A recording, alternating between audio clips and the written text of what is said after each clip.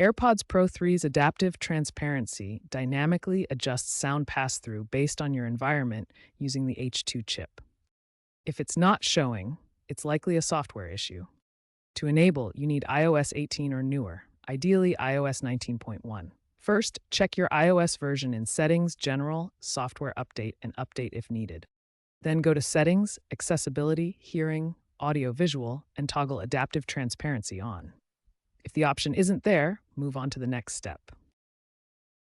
If updating iOS doesn't work, force an AirPods firmware update. Place your AirPods in their charging case, connect the case to power, and keep it near your paired iPhone for 15 to 30 minutes.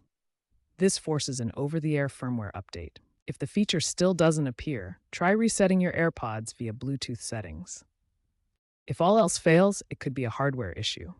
Contact Apple support for diagnostics, especially if your AirPods are under warranty. A small percentage of users may have defective sensors requiring replacement.